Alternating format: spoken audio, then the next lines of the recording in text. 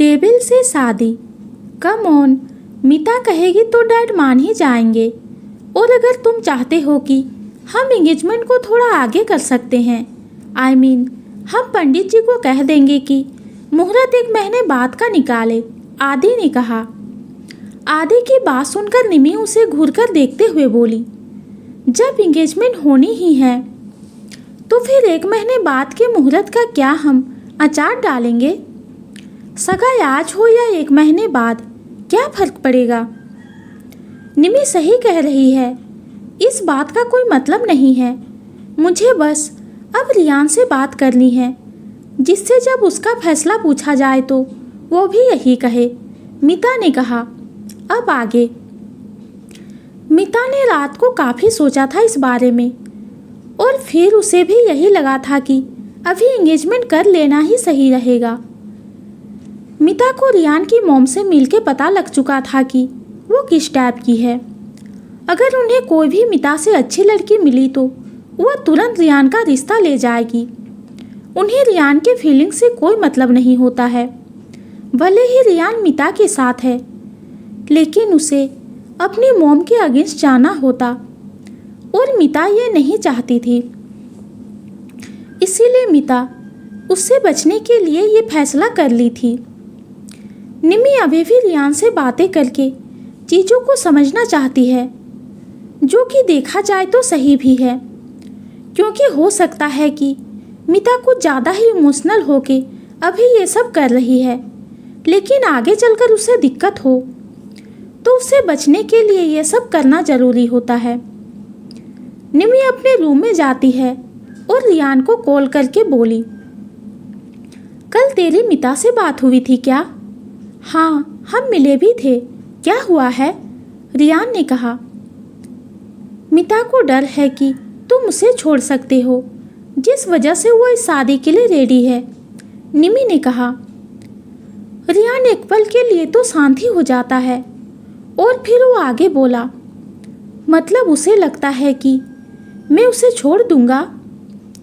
मैं उसे बहुत प्यार करता हूँ। आई नो रियान, और मीता भी ये बात जानती है, लेकिन वो तुम्हारे और तुम्हारी मॉम के बीच नहीं आना चाहती है, जिस वजह से वो ये डिसीजन ले रही है, निमी ने रियान की बात पर कहा, जिसे सुनकर रियान बोला, लेकिन ये गलत है ना निमी, मैं कैसे उसे छोड़ दूंगा? रियान बोला, ठीक है, तुम उससे बात करने की कोशिश कर। अगर वो फिर भी नहीं मानी तो सगाई में कोई बुराई नहीं है, लेकिन तुम लड़ना मत, वरना मीता और ज़्यादा हर्ट हो जाएगी। नहीं, मैं उससे नहीं लड़ूंगा, और अभी तो बिल्कुल भी नहीं, वरना उसे लगेगा कि मैं सच में उसे छोड़ दूंगा, और पता नहीं वो रो रो कर खुद का क्या हाल करेगी, रियान ने कहा। रियान की बात पर निमी को हंसी आ जाती है, क्योंकि रियान का कहना सही ही है। मीता सच में ऐसे बातों पर रोने लगती है, शायद ऐसा इसीलिए क्योंकि उसके साथ जो हुआ उस वजह से उसे रियान को खोने से डर लगता है। वो तो पहले ही खुद को बहुत किस्मत वाली समझती है जो उसे रियान जैसा लड़का मिल गया, और अगर उसने उसे छोड़ दिया तो उसकी ज़िंदगी की कोई मायने नहीं रहेंगे।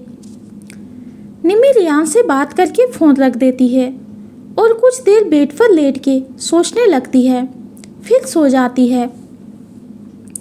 दोपहर के करीब 3 बजे अंश वापस घर आता है और निमी को आराम से सोता हुआ देख उसके पास जाता है और उसके सिर को हाथ से हिला के बोला, निमी उठो। अंश की आवाज़ सुनकर निमी की आंखें खुल जाती है और वो बोली, अंश आप, मैं कब तक सोती रह गई? रिलैक्स, अभी 3 बज रहे हैं, तो आप इतनी जल्दी क्यों आ गए? अंश की बात सुनकर निमी ने कहा। निमी की बात सुनकर अंश बोला, क्योंकि मेरा मन मेरी प्यारी सी वाइफ के साथ टाइम स्पेंड करने का कर रहा था, और मैंने मेड से पूछा था कि तुम क्या कर रही हो, तो उन्होंने मुझे बताया कि तुम पिछले 2 घंटे से सो रही हो। हाँ, मुझे काफ़ी नींद आ रही थी और अभी भी आ रही है, निमी बोली। अंश निमी की बात सुन के उसे गोद में उठाकर सोफे पर ले जाता है और अपनी गोद में बिठाकर बोला, लेकिन सोना नहीं है, हम बातें करेंगे। अंश, आपको क्या हो गया है? कुछ भी नहीं, बस मुझे आज तुम्हारे साथ रहना है। तुम भी तो कभी कभी मेरे पास रहती थी और बोलती थी कि मेरे साथ टाइम स्पेंड करना है, अंश ने कहा। अंश की बात सुनकर निमी उसे देखती है। जब से निमी प्रेग्नेंट हुई थी तब से अंश उसके आसपास ज़्यादा ही रहने लगा था, क्योंकि वो निमी को अकेला नहीं छोड़ना चाहता और साथ ही उसे निमी की बहुत चिंता भी रहती। निमी को अभी बहुत ज़्यादा ही मूड स्विंग हो रहे थे और साथ ही उसे उठने बैठने में भी थोड़ी दिक्कत होती है, जिस वजह से अंश उसके साथ रहना चाहता है और उसकी केयर करना चाहता है। क्या देख रही हो? अंश ने कहा, क्योंकि निमी उसे घूर के देखे जा रही थी। अंश की बात सुनकर निमी बोली, ये कौन सा तरीका है किसी की केयर करने का और उसके साथ टाइम स्पेंड करने का?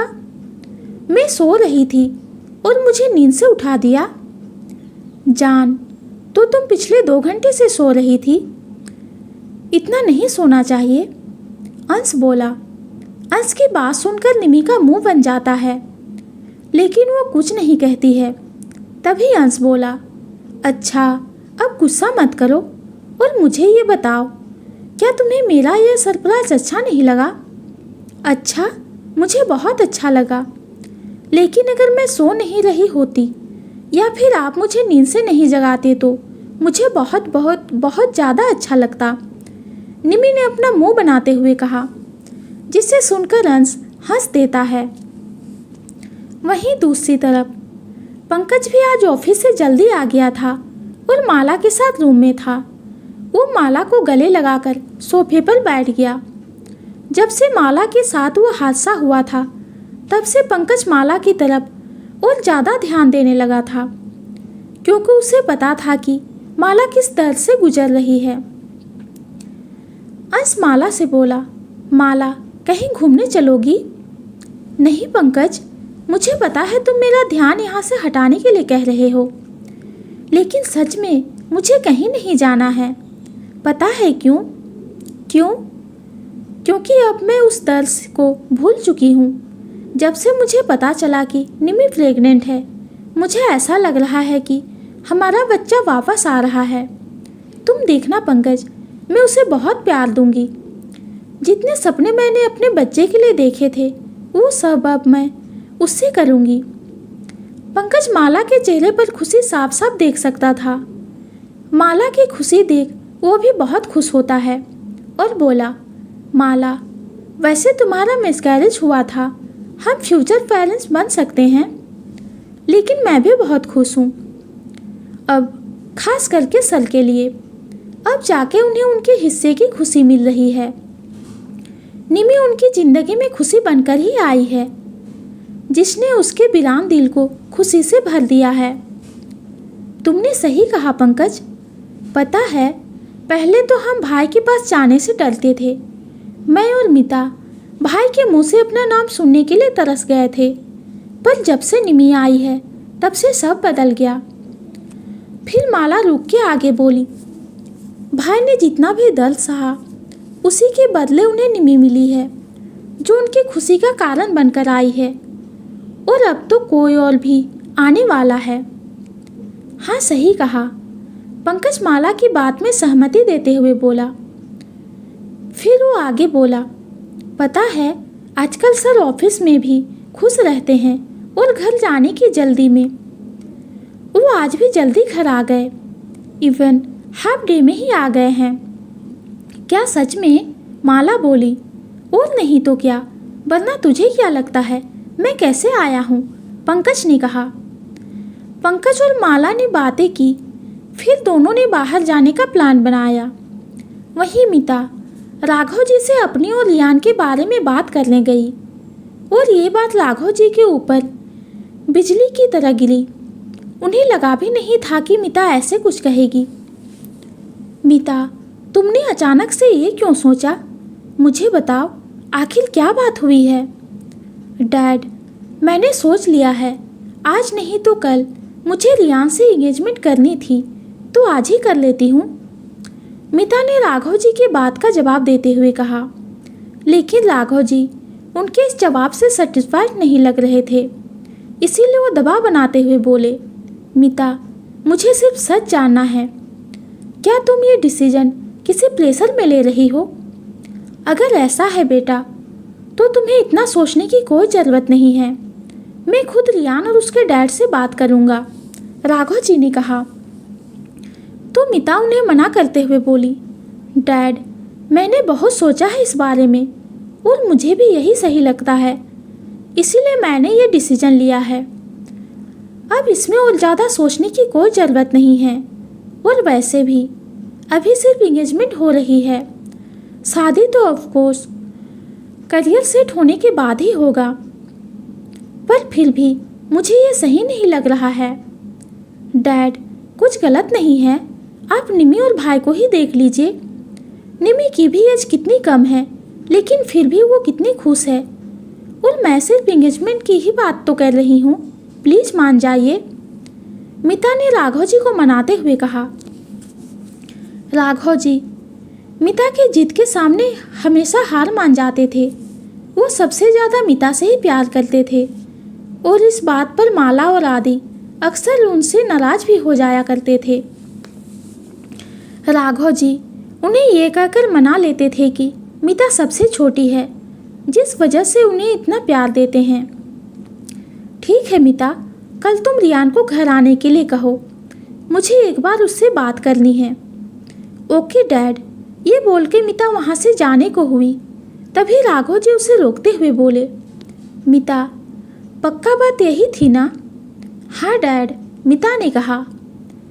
मिता को थोड़ा बुरा लग रहा था, क्योंकि उसने एक और कारण राघव जी को नहीं बताया था, पर उससे पूरा यकीन था अगर वो ये बात राघव जी को कहती तो पक्का राघव जी मिता को अभी एंगेजमेंट नहीं करने देते।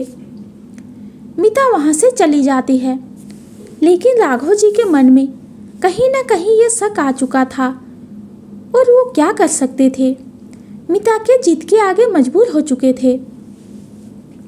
वहीं दूसरी तरफ अंश अपनी गोद में निमी को बिठा के अपने फ़ोन में कुछ काम कर रहा होता है कि तभी निमी इरिटेट होते हुए बोली, अंश, आपने मुझे कितनी देर से ऐसे बिठा के रखा है, मैं बोर हो रही हूँ।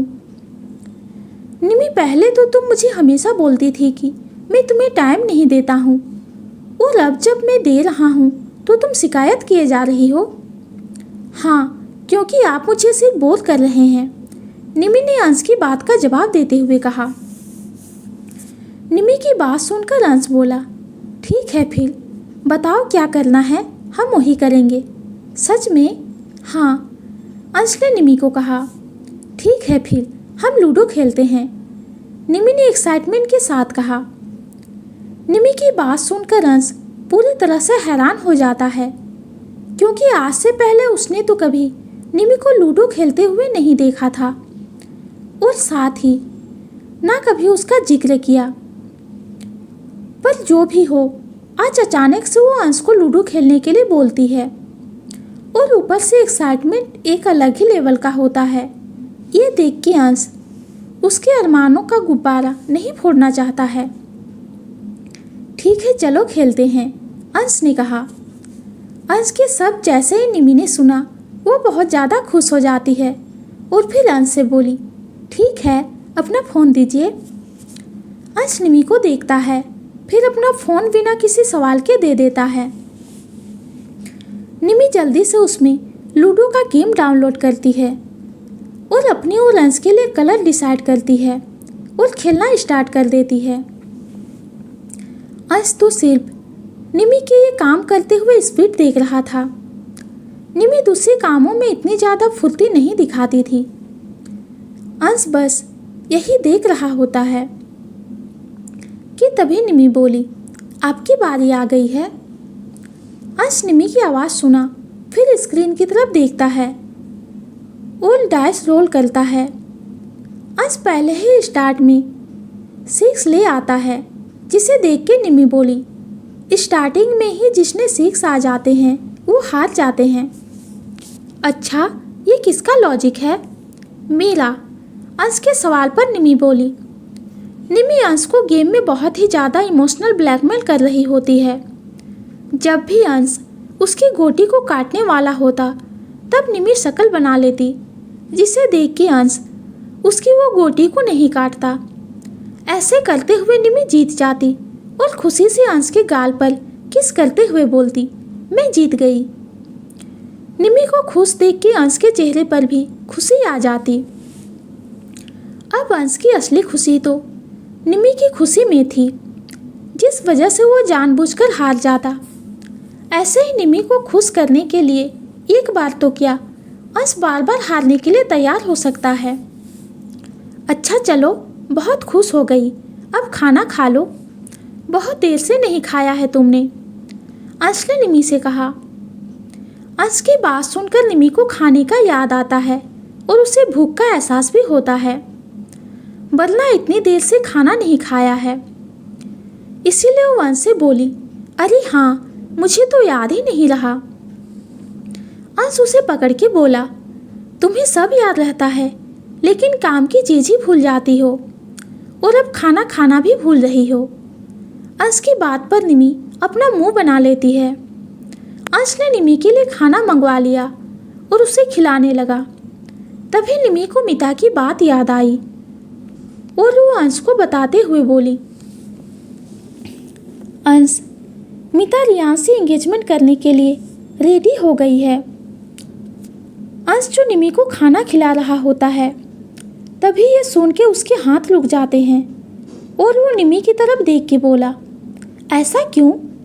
कल तो वो मना कर रही थी। उस हादसे का डर अभी भी मिता के मन में है और वही डर मिता से यह सब करवा रहा है, निमी ने कहा। फिर कुछ देर रुककर निमी अंश के हाथों का एक बाइट खा के आगे बोली, मैंने रियान से इस बारे में बात की, उसे यह जान के बुरा लगा, लेकिन अगर मिता ने सोच ही लिया है तो उसे कोई प्रॉब्लम नहीं है। निमी ने बड़े ही ध्यान से अंश को कहा, क्योंकि वो नहीं चाहती कि अंश कभी भी रियान के बारे में कुछ गलत सोचे। रियान एक अच्छा लड़का है और सिर्फ उसकी मोम के फैलाए हुए रायते की वजह से कोई उसे जज करे, ये सही नहीं होगा। अंश निमी की बातों को समझते हुए बोला, निमी, मुझे रियान से कोई दिक्कत नहीं है। अगर मिता और रियान दोनों यही चाहते हैं तो हमें क्या प्रॉब्लम होगी? लेकिन फिर भी किसी रिश्ते की नींव का कारण डर नहीं होना चाहिए, वरना रिश्ता बिखरने के बहुत चांसेस होते हैं।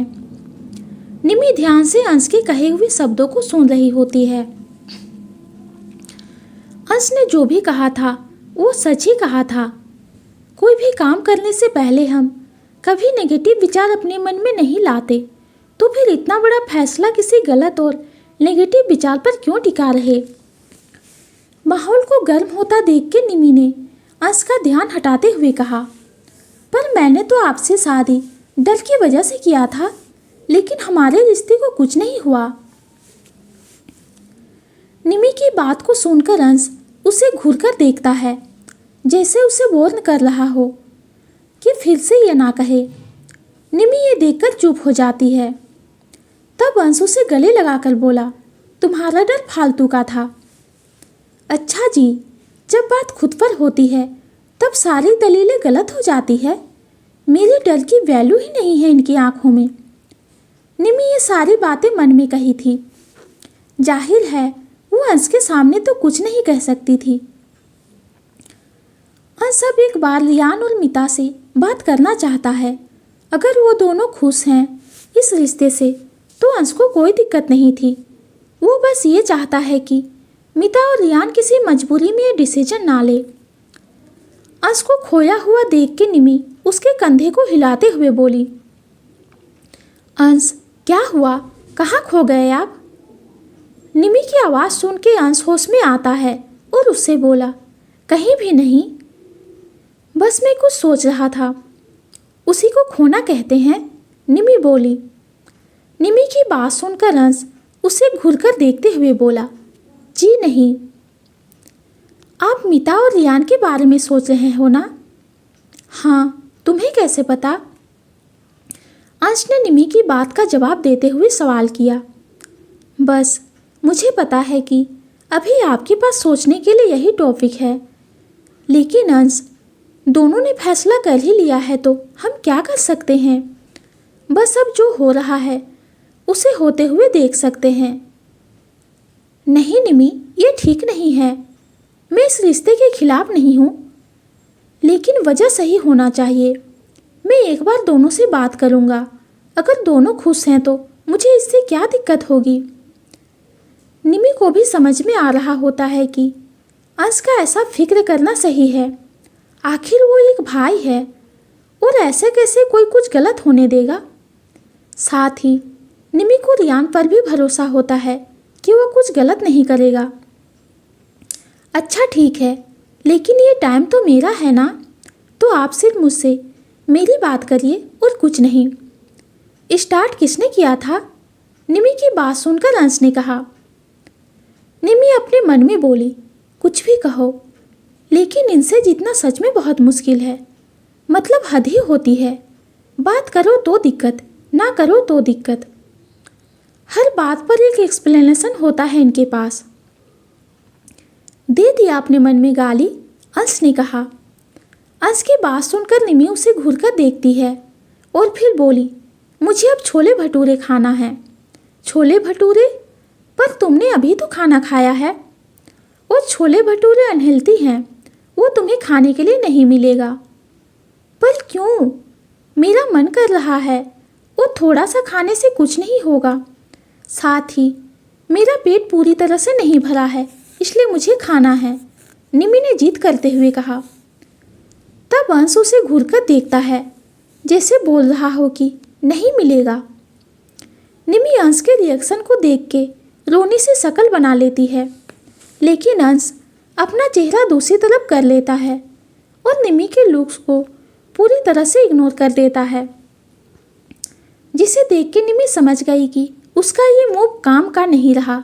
अंश उसकी बात नहीं मानने वाला है, जिस वजह से निमी बोली, अंश, आपको मेरी फिक्र नहीं है।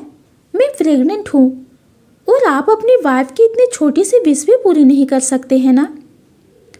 निमी की बात सुनकर भी अंश उसे कुछ नहीं कहता है, क्योंकि उसे पता होता है कि निमी ये सब सिर्फ और सिर्फ उसे ब्लैकमेल करने के लिए कर रही है।